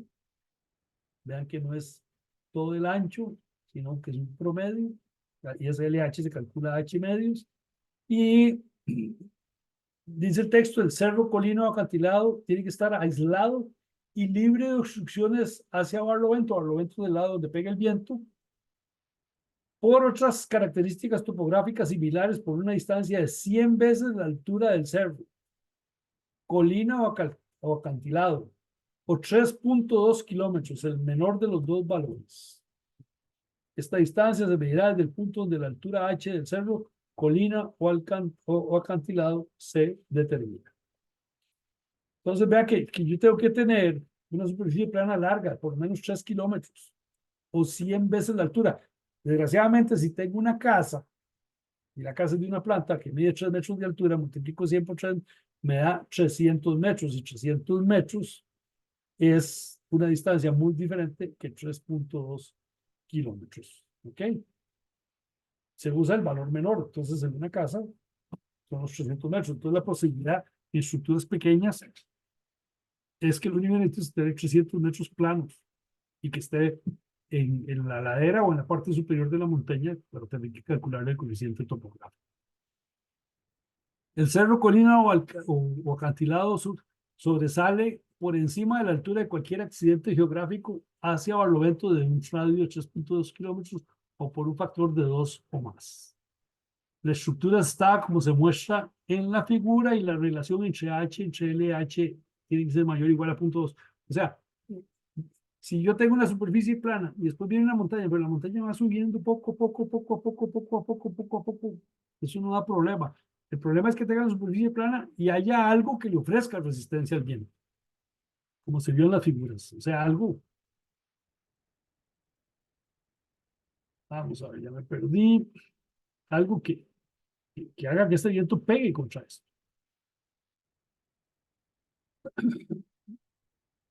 H es mayor o igual a 4,5 metros para exposiciones C y D y 18 metros para exposiciones C. Pues si se tienen esas condiciones, tengo que calcular el coeficiente topográfico con esta ecuación. 1 más 3 variables C1, C2, C3 elevado al cuadrado. Entonces, en el código existe esta tabla. Aquí tengo el multiplicador C1, el multiplicador C2 y el multiplicador C3. Depende de la relación entre H, entre LH, y depende para cada uno de los casos si es una sierra, un escarpe o un cerro. ¿Ok? Y pues aquí aparece el valor de C1, C2, C3. Con los tres valores, ingreso a la ecuación y calculo el coeficiente topográfico. Repito, son pocas las estructuras que están en esta condición. Voy a hablarlo así transparentemente. Una casa, una oficina en Ciudad Quesada no va a tener este problema. No tiene un elemento plano así, pues es muy montañoso y no hay una montaña aislada del resto, por lo menos de lo que yo me acuerdo. Finalmente tenemos el coeficiente de direccionalidad. En la sección 334 está esa tabla 35, que es esta, que nos da los coeficientes de direccionalidad. Tengo edificaciones, sistema principal resistente a la fuerza del viento, que es la estructura en sí, coeficiente de 0.85, componentes o revestimiento de 0.85. Ven que aquí para edificaciones, como vamos a ver más adelante, se hace una diferencia. Una cosa es la fuerza de viento que tienen que soportar la estructura como un todo, y otra cosa es la fuerza de viento que tienen que soportar los componentes. Los componentes puede ser una ventana, puede ser un larguero, puede ser una cercha. Las fuerzas de viento en los componentes son más grandes que la fuerza de viento en la estructura total, porque ahí puede haber efectos localizados. Entonces, eso es importante. Aquí hay techos arqueados, hay otras estructuras como chimeneas, tanques y edificaciones similares. Vean que ahí estamos metiéndonos a dar un poquito más de información y dependiendo de si son cuadradas, hexagonales o redondas. Aquí está algo que es una fuente de trabajo que creo que es importante para los profesionales: muros y señales macizas, que nadie las diseña, que a veces las bota el viento. Señales abiertas y armaduras de celosía, torres de armaduras triangulares cuadradas, en fin, aquí está. El coeficiente de direccionalidad refleja la baja probabilidad de ocurrencia simultánea de la máxima velocidad de viento en todas las direcciones de análisis. O sea, la probabilidad de que el viento, la máxima velocidad de viento se dé en las dos direcciones por los 4 costados de la estructura, que la velocidad máxima se dé al mismo instante, es bajísima. Entonces, eso es lo que toma en cuenta ese coeficiente. Entonces ya tengo una presión de diseño. Además, yo tengo que entender que las estructuras tienen una situación particular. Dice la sección 4.1, indica que se debe tomar en cuenta las presiones externas producidas por el impacto directo del viento sobre la superficie y las presiones internas generadas por la existencia de aberturas en las edificaciones. Entonces, yo puedo tener una estructura cerrada, es decir, tengo paredes aquí, el viento viene de este lado y tengo un techo. Y para esa situación puedo tener dos condiciones, la A o la B. Vean que generalmente, si el viento viene de izquierda a derecha, las paredes tienen una presión externa que es de presión y las paredes que están del lado de sotavento tienen succión. Y los techos muchas veces tienen presiones de succión por fuera y succiones de presión internas que suman. Y por eso se nos levantan los techos de vez en cuando. Y las paredes tienen otra presión. Pero también podemos tener esta situación. Ven que aquí la presión externa y la presión interna se contrarrestan, o son de diferentes signos. En este caso suman. Aquí eran del mismo signo, aquí se contrarrestan. Y aquí los techos se contrarrestan. Tengo que revisar las dos condiciones. Cuando estoy diseñando un rótulo, cuando estoy diseñando una tapia, tengo que considerar estas situaciones. Y ven que aquí hay una estructura donde se muestra algo que parece ser un techo y aquí hay una abertura, ¿verdad?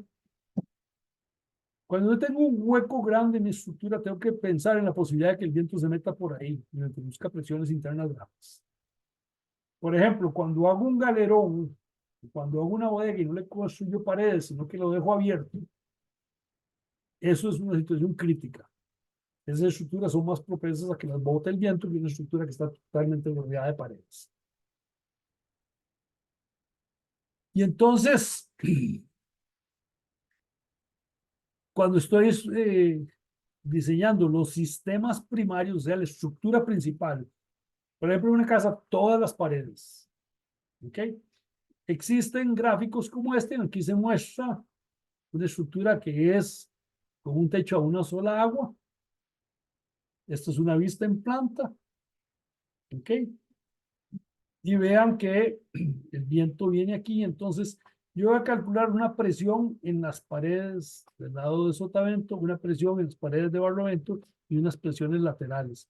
¿Cómo voy a calcularlas? Con el Q básico, con el Q sub H, que fue el que calculé para Z, y el QH es a una altura promedio. Y eso me va a generar presiones en las paredes donde pegue el viento, succiones en las paredes del otro lado, tengo que revisarlo en las dos direcciones, y presiones y succiones en los techos. ¿Ok? Y hay gráficos como este que le dicen cómo calcular eso. Para otras edificaciones y adjuntos, por ejemplo, rótulos. Vean este caso, aquí tengo una superficie, aquí tengo una tapia, o tengo un rótulo en el aire. ¿Ok? Esta es otra vista de lado, esta es una sección transversal, esta es una vista en elevación. Aquí tengo el terreno y tengo un rótulo o una señal. Aquí. Por supuesto que aquí hay columnas o elementos que lo soportan, pero que tienen muy poca superficie y casi no le ofrecen resistencia al viento. Lo que le ofrece resistencia al viento es la señal. Para esas condiciones tengo que revisar un caso A, que es un viento perpendicular al elemento, y un caso B, donde el viento entre con un cierto ángulo, que entre, como se muestra con esta flecha, o como se muestra con esta flecha, y vean que la posibilidad de que haya una excentricidad, que no solo me produzca empuje en la superficie, sino que me produzca un momento torsor que haga que eso gire, ¿verdad? Entonces hay información para ese tipo de elementos. También puedo calcular las fuerzas en los componentes. Ya dije, un larguero, una cercha, cosas. Por ejemplo, esta es la información para un tipo de largueros. Aquí hay una vista en planta que muestra un techo a dos aguas. Aquí está la cumbrera. Y vean que para un techo a dos aguas tengo tres zonas. Una zona 1 en el centro, una zona 2 en los aleros y una zona 3 en las esquinas, definidas por estas distancias A. Están explicadas cómo calcularlas en el código. Entonces, dependiendo si yo estoy en la zona 1, 2 o 3, y el área que tiene, por ejemplo, un larguero, tiene un área que es su largo y un ancho tributario que es la separación entre largueros. Pues para un larguero específico yo puedo calcular el área correspondiente y dependiendo de la zona donde estoy, encuentro valores aquí y estas tres líneas tienen valores negativos que van a producir succión en el larguero y esta gráfica es para valores positivos que van a producir presiones. Lo que quiere decir que el larguero va a tener fuerzas de viento que empujan hacia abajo en la misma dirección que la carga muerta y la carga viva, pero va a tener succiones que van en la dirección contraria a la carga muerta y la carga viva. Tengo que revisar las dos condiciones. Además, el código tiene combinaciones de carga diferentes a las que tiene el código civil. ¿Ok? En estas ecuaciones, CP son las cargas permanentes. Aquí tenemos algo que es diferente al código sísmico actual, pero que va a ser igual al futuro código sísmico. Vamos a tener dos tipos de cargas temporales. Cargas temporales reducidas, que son las cargas que se dan en los entrepisos o en los pisos. Y cargas CT sub T, que son cargas temporales de techo. La carga temporal en un entrepiso es una cosa y la carga temporal en un techo es otra. Y no se dan al mismo tiempo. Usted puede tener una casa de dos plantas y en una ocasión especial tiene un fiestón y está lleno de gente bailando en el entrepiso, pero la probabilidad de que haya un montón de gente subida en el techo en ese momento es bajísima. Entonces las combinaciones de carga tienen que tomar esto. Entonces aquí se diferencia entre cargas temporales reducidas, excluyendo las de techo, y cargas temporales de techo. Y finalmente aparece la carga de viento. Vean que aquí no aparece sismo. Estas son las combinaciones de carga para viento. ¿Ok? Vean que aquí en el código sísmico tenemos una ecuación que dice 0.95 carga permanente, en vientos se usa 0.9 y para la próxima versión del código sísmico de Costa Rica esto va a ser 0.9. En fin, esto hay combinaciones de carga. Y finalmente, para ver si me da tiempo de terminar dentro del tiempo limitado, tenemos una sección dedicada a vivienda unifamiliar y al igual que en el código sísmico, le ofrecemos al profesional dos posibilidades. Usar diseño simplificado o usar diseño formal. Diseño formal es que agarra la casa y la diseña como cualquier estructura. Calcula las fuerzas de viento, hace las combinaciones de carga y revisa qué efecto tiene el viento, la carga muerta, la carga viva, todo lo que se necesite en la cuerda superior de una cercha. Y lo calculo haciendo el diseño estructural de ese elemento de acero. Pero también tenemos diseño simplificado. El diseño simplificado reconoce que en proyectos pequeños, sobre todo en vivienda unifamiliar, muchas veces no se hace diseño estructural formal. Y entonces, ¿qué es el diseño simplificado? Es un recetario. Es un conjunto de recetas. Pero no a todos los casos se le puede hacer diseño simplificado. Para poder hacer diseño simplificado tengo que cumplir con una serie de requisitos. Estos requisitos que hay para vientos son parecidos a los que tenemos en el código sísmico, pero tienen algunas diferencias porque estos son fuerzas de viento. Y cuando salga la próxima versión del código sísmico, los requisitos para poder usar diseño simplificado por sismo van a ser prácticamente iguales a los requisitos para poder usar diseño simplificado por viento. Si yo cumplo con todos esos requisitos, puedo usar los detalles. Entonces, por ejemplo, hay un detalle como esto. En vivienda, el principal problema, casi todas las viviendas, el principal problema es el techo. Entonces, aquí tengo el caso de cuando uso techos con cerchas apoyados en paredes de bloques. Y entonces se dice, bueno, usted hace las cerchas. ¿Verdad? Estas cerchas las tienen que diseñar. El diseño simplificado claramente dice que lo que le evita a usted es diseñar por viento o diseñar por sismo. Pero no significa que usted no tiene que hacer diseño para las cargas gravitacionales. Y eso es algo importante, ¿verdad? Yo me he encontrado un montón de gente, sobre todo en vivienda,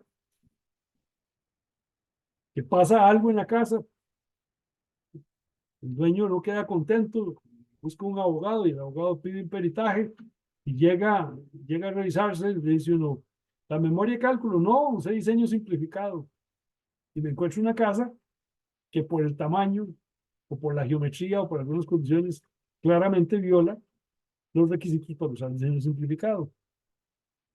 Y entonces hay que poner en el informe, mire, la casa no cumple con el código sísmico. No cumple con el código sísmico porque usaron diseño simplificado en una casa donde no se podía usar diseño simplificado. Tienen que tener cuenta eso y eso es una regulación que cada día va a tener más importancia. Si cumple, por ejemplo, una casa como esta, dice, bueno, usted haga las cerchas, define el tamaño de las piezas. La separación máxima entre cerchas para ese caso es 4 metros. Tengo que tener un elemento vertical alineado con la pared. Aquí está la viga corona. Y esa viga corona tiene que tener una placa de acero que está agarrada con 2 pernos de 20 centímetros de largo con tuerca de arandela en ambos extremos, tuerca de arandela aquí, tuerca de arandela aquí, y de 9,5 milímetros de diámetro, o sea, de 3/8 de pulgada de diámetro como mínimo. Y tengo que tener 2 costuras de soldadura a todo lo ancho de la placa. La placa tiene que ser de 30 centímetros por 0.34, o sea, 1/4 de pulgada, y con un ancho igual al ancho de la pared. Un dibujo como este hay parecido para cada uno de los sistemas de diseño simplificado, para paredes prefabricadas, para paredes tipo emparedado, para paredes livianas, etc. Y hay un juego de dibujos cuando se usan cerchas y un juego de dibujos cuando no se usan cerchas, sino que se usan vigas para formar el techo, como cuando se usan techos artesonados. Aquí tenemos otro dibujo de esos. Vean que aquí no hay cerchas, sino que son vigas. Y este es el caso cuando se usan paredes delgadas a doble fondo. Eso quiere decir que la pared está construida por un marco interior de madera o de perfiles de acero laminado en frío, o como se les dice, studs. Es una palabra que tiene un significado totalmente diferente, pero la gente usa eso y lo he visto incluso en planos, ¿verdad? Y en esos casos me piden que este tubo sea soldado a una placa. Tengo 2 pernos, me dan las dimensiones, todo está claramente establecido. Y me dicen que para este caso la separación de las piezas máxima es de 1,22 m. De todos los sistemas de vivienda que hay en el Código Sísmico, que son los mismos que están en el Código de Viento, el que es más vulnerable a las fuerzas de viento es el sistema a doble forro. Cuando tengo un marco de perfiles de acero, laminado en frío o de madera, y le pongo forros, voy a hablar de nombres comerciales, Duroc, o le pongo Denglass, o le pongo Fibrolit. Esas estructuras tienen una característica, no pesan. Son livianiticas, son paredes livianas. Las fuerzas de sismo son proporcionales al peso. Como esas paredes casi no pesan, las fuerzas de sismo son muy bajas. Pero las fuerzas de viento son proporcionales a la superficie y esas paredes sí presentan superficie. Entonces, esas estructuras a base de paredes livianas van a ser regidas por el viento.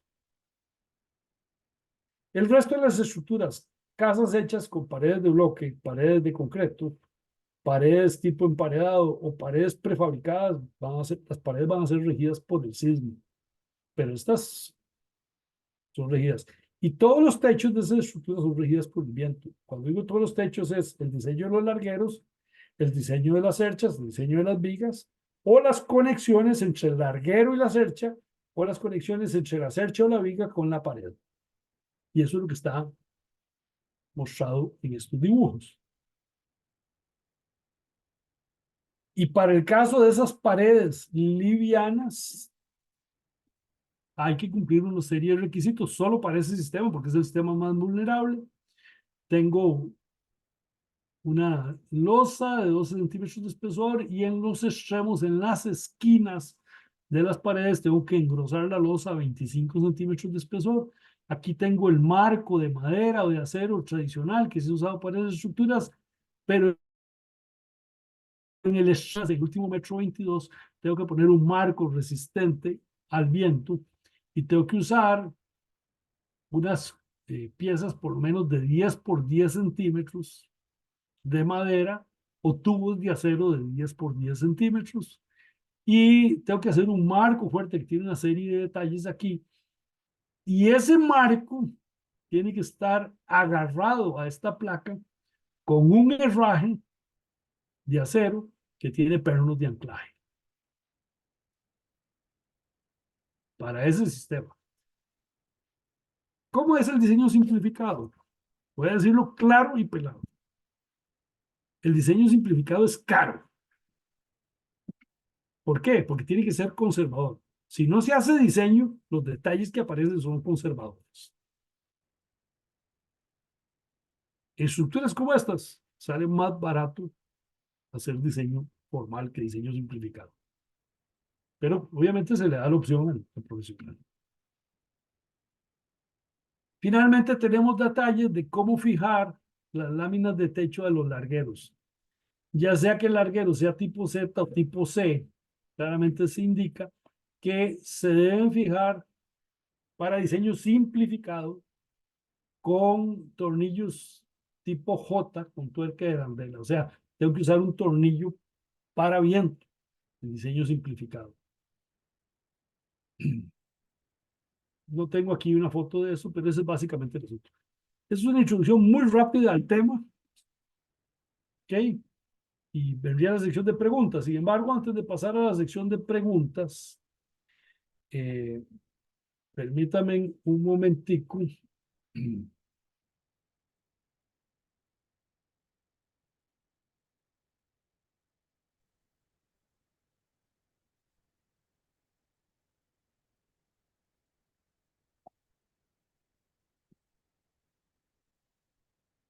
Déjeme ver.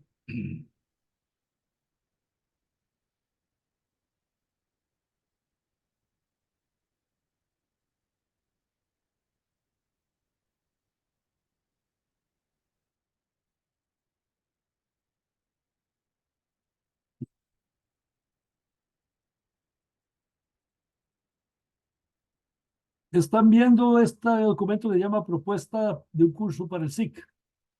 Sí, señor. Ok. Bueno. Vean que el tema es álgido. El documento tiene como 50 páginas. Eso que vimos fue una repasada. Entonces, nosotros estamos haciendo una propuesta para dar un curso formal, virtual, sobre el código. Y esta es la propuesta que se le hizo ahora, el mes pasado, al Colegio de Ingenieros Civiles.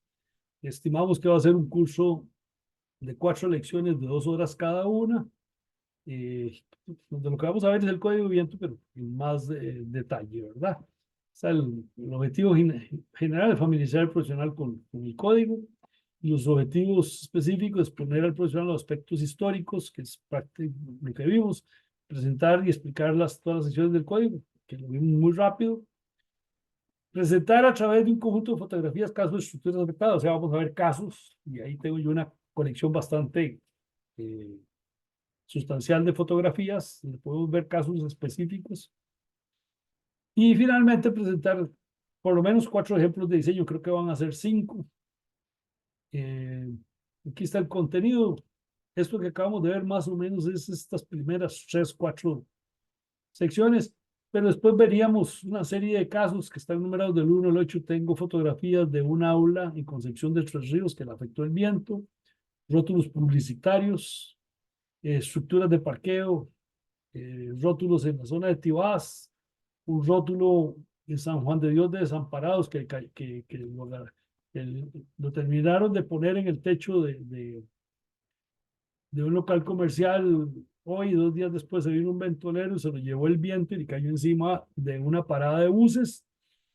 Habían 3 personas ahí. Una de esas personas perdió 2 dedos. Y uno de los que salió atollado fue el profesional en ingeniería que trabajaba para la empresa y que tenía que, en teoría, supervisar la colocación del rótulo. A ese pobre lo acribillaron. Yo terminé haciendo una revisión de eso porque él era un exalumno mío en la universidad y me decía, pero es que yo no sabía cómo hacer eso. Sí, fue en el periodo donde no había legislación. Y yo le dije, bueno, por lo menos agárrese de que no hay legislación. Vamos a ver en detalle también esa tapia de Alfaro Ruiz, que nos echaron una foto. Tengo bastantes fotos y tengo fotos de cómo se comportaron las columnas en el laboratorio. Tengo un video de succión del techo. Y después tenemos, la propuesta es hacer estos ejemplos: el diseño del techo de una terraza, el diseño de una torre para escalar, el diseño de una estructura abierta para un andén, el diseño simplificado de una casa de habitación y el diseño de una bodega. Y pues, si es un curso de aprovechamiento, pues va a haber un pequeño examen y ahí está la bibliografía de lo que es. Entonces, esto, para que sepan, está en estudio en el Colegio de Ingenieros Civiles y probablemente va a ser anunciado en su momento, por si a alguno le interesa, pues, estudiar esto más a fondo. No sé si pasamos a la sección de preguntas. Muchas gracias, don Álvaro. Hay varias preguntas. Lo que voy a hacer es, voy a seleccionar las 3 primeras y tal vez las otras, luego se las hacemos llegar ya por correo electrónico. Ok, La primera es una pregunta del ingeniero Henry González. Va en 2 líneas. Una, en dónde se puede encontrar la guía de diseño de viento, ¿verdad? Que es esta de acá. Y además de la bibliografía, que es esta, ¿verdad? ¿Qué otra bibliografía podría consultar como guía de diseño para viento? bueno, la guía de viento la pueden conseguir en el Colegio Federal de Ingenieros y Arquitectos, y yo creo que le podemos pedir a la arquitecta que solicite, yo no sé si ya lo hicieron, copia de ese documento, o que el Colegio Federal mande a la sede en San Carlos para que lo tengan ahí, lo compren directamente ahí. Esa es una posibilidad. No me consta que esté en formato digital todavía. No sé si eso está o no. Había un compromiso de la dirección ejecutiva del colegio de hacerlo. No sé en qué terminó eso, pero es una situación. Hay varias fuentes bibliográficas. Ahí les puse yo precisamente en la propuesta esa del curso. Aquí hay una bibliografía. estoy poniendo los lineamientos, estoy poniendo el AS 722. El AS 722 es el Código de Diseño Americano del año 2022, es el que está vigente. Tiene un capítulo de viento, de viento, que son como 60 páginas, pero está hecho para la realidad gringa y para los sistemas constructivos gringos, y eso es una de las cosas que es importante hacer ver. Después está esta información, que es un código modelo para construcción, para carga de viento, Asociación de Estados del Caribe, que es un documento que existe y que tiene información muy parecida, y en el cual participaron 3 profesionales costarricenses en su elaboración, junto con profesionales tanto del Caribe como de Sudamérica y de Norteamérica. Hay un libro con ejemplos. Está este libro de Alan Williams, que es de la editorial ICC, que es Ejemplos de diseño para fuerzas de sismo y cargas de viento. Es un libro americano, es caro. No creo que esté en internet. Hay una guía de diseño con el ASC del 95, aquí esto es viejo, que yo lo tengo, que tiene ejemplos, pero cambiaron la forma de diseñar, el viento cambió. Y está el libro de Avia Gallere, que es Diseño de estructuras de acero, que en el capítulo 3 tiene una sección dedicada a cargas de viento y de sistemas donde cargas laterales en elementos y en sistemas que habla de viento, ¿verdad? Ese es esa es la información, ese es un resumen. Yo tengo más bibliografía, pero mi recomendación, si quiere estudiar, búsquese el ASC 722 y algún libro con ejemplos. Casi toda la información que está para la parte de ingeniería fue tomada de la ASCE. Lo que no está en el ASCE es el mapa de vientos y las velocidades que fueron determinadas en base a la información que tenemos aquí en Costa Rica. Perfecto. Que- Luego, hay una pregunta del ingeniero César Víquez y que va muy relacionada cuando estábamos, bueno, cuando nos presentaba lo del factor de direccionalidad del C/D, que tenía que ver con todo, no, todo el tema de señales abiertas y armaduras de celosía, que básicamente estamos hablando de lo que son rótulos. Entonces, la pregunta va en la línea, ¿la municipalidad va a pedir planos? Bueno, siempre se han pedido planos, ¿verdad? De ese tipo de estructuras. El tema es que uno esperaría que venga toda una readecuación de lo existente, ¿verdad? Vea, yo le voy a contestar de esta manera. Conozco un caso, y es que lo tengo ahí claramente, de un rotulito que está a la entrada de las oficinas del Comité Olímpico Costarricense, ahí en Coronado, Ujú, que se vino un poco de viento y se cayó. Y le quebró una pierna a una persona que tuvo la mala suerte de pasar por ahí. Ahí sobraron abogados, ¿verdad? ¿Y por qué sobraron abogados? Porque los abogados le dijeron, vea, usted no me tiene que pagar nada, pero demandemos al Comité Olímpico. Le aseguro que algo le sacamos de plata. ujú, ¿Verdad? Es que esa es la triste realidad. Y hay situaciones como esas que llevan, lo mismo el caso de eso de la persona que perdió los dedos por el rótulo ese en San Juan de Dios de Desamparados.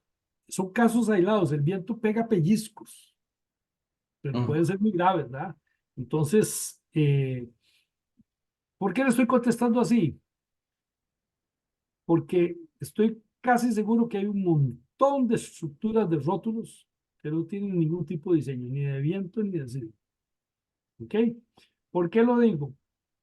Hace unos años, una agencia publicitaria que se dedica a poner rótulos de esos grandes en las carreteras me contrató para hacer el diseño de. Y sí, hice el diseño, le entregué la memoria de cálculo, le entregué los planos y tuvimos una presentación y el dueño de la agencia publicitaria vio los planos y todo y me dice, ¿usted sabe cuál es el problema? Que la estructura que usted nos entregó cuesta 3 veces más que lo que nosotros estamos acostumbrados a pagar. Ujú. Y no puedo, y entonces es imposible construirla. Y yo le contesté, vea, ustedes me contrataron para hacer un diseño. No me contrataron para hacer un diseño que cumpliera con un precio específico. Y si me hubieran dicho que era así, les hubiera dicho desde el principio que no. Entonces, ¿qué es lo que pasa? Que es cierto que en eso la legislación es muy floja, que hay muchas estructuras que se construyen sin que haya ningún diseño. Si ocurre con casas de habitación, ocurre con edificios que se construyen sin memoria de cálculo y sin estudio de suelos y sin absolutamente nada. Imagínense lo que pasa con los otros propietarios, lo mismo. Y se construyen y no pasa nada. Pero si usted le toca la desgracia, o a los dueños de esos rótulos le toca la desgracia, que se repite lo que pasó con el rótulo ahí frente a la sede olímpica, que se viene un poquito de viento y lo bota,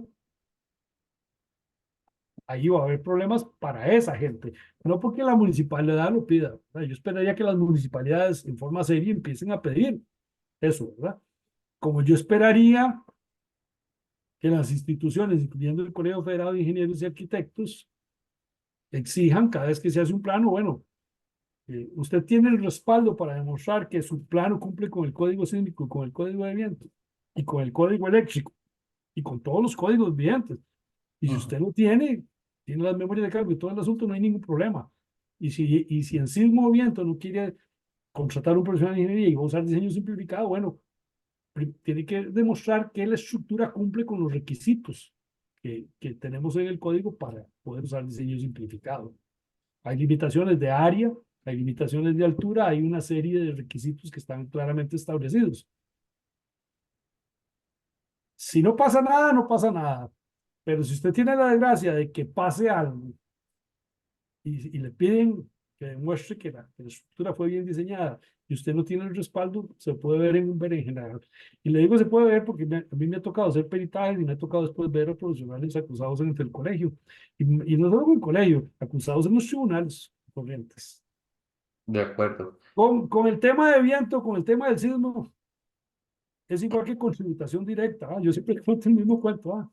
Sí, Todos sí. dicen, no, a mi tributación no me va a caer, no, no, eso no es conmigo, yo me la juego Ujú. hasta que cae. Y entonces ahí sí que tiene que ver usted qué hace. Esa es tal vez la forma más sencilla de contestar la pregunta. Perfecto. Van a quedar algunas que lo que vamos a hacer es, bueno, hacérselas llegar porque ya son como más de la parte numérica. Y quería cerrar con una que está relacionado, bueno, con todos los factores que estuvimos viendo al inicio, ¿verdad? Entonces, la pregunta va en la línea si ya tenemos algún software específico para diseñar, ya considerando todos esos factores. No, no, todavía no tenemos un software en ese sentido que yo conozca. Eh, yo dirigí un proyecto de graduación, fue lo último que hice antes de pensionarme en la Universidad de Costa Rica, donde agarré un estudiante y diseñamos una casa, la misma casa, la diseñamos en Heredia y la diseñamos en Limón. Y se hizo un diseño a pie, no se pretendía desarrollar un software ni mucho menos, pero sí se compararon no precios, sino cantidades. Para decirles algo, la misma casa diseñada en Heredia, con clavadores de perfiles C, con perfiles de acero laminado en frío, Ujú. que daban de 10 centímetros en Heredia, daban de 20 centímetros de altura en Limón. Ok, Las cerchas que en Heredia estaban separadas a cada 6 metros, en Limón hubo que ponerlas a cada 3 metros. ok. Sí afecta, ¿verdad? Entonces, Ujú. eh, ¿hay software para viento? Sí. Mucho del software comercial, de los programas de análisis estructural, tienen software para viento, pero para las condiciones donde fueron hechos esos códigos. El software que yo uso para diseño estructural tiene una sección dedicada a viento, pero usted se pone a leerlo y está basado en el ASCE, que es el código americano. Es- No es basado en el código costarricense. De acuerdo. Cuando uno se mete a eso, y esa es la idea de ese curso, es cuando se mete y ve los ejemplos, tampoco está fiero el tigre, tampoco es que necesite un software muy sofisticado, es algo Ujú. relativamente sencillo. al principio es un poquito intimidante, como cuando uno empieza a conocer algo. Ya después de que lo maneja se da cuenta que no es tan serio. Perfecto. Don Álvaro, muchas gracias Mucho por gusto. la presentación. Estuvo muy claro todo y bueno, pasaríamos ya al cierre de parte de Carol. Muchísimas gracias a todas las personas que participaron de la conferencia el día de hoy. Gracias al ingeniero Álvaro Poveda y al ingeniero Daniel Ureña que nos acompañaron también, y Marielos Alfaro de parte de la sede de San Carlos. Les acaba de pasar una pequeña encuesta para que por favor nos ayuden llenándola. Para nosotros es muy importante su opinión y me comprometo a enviarle las preguntas que quedaron pendientes al ingeniero Álvaro Poveda para que nos ayude a contestarlas y se les envía vía correo electrónico a cada uno de ustedes. Sin más, damos por finalizada la charla del día de hoy. Tengan todos y todas muy buenas noches. Buenas noches, saludos. Buenas noches, muchas gracias. Buenas noches a todos.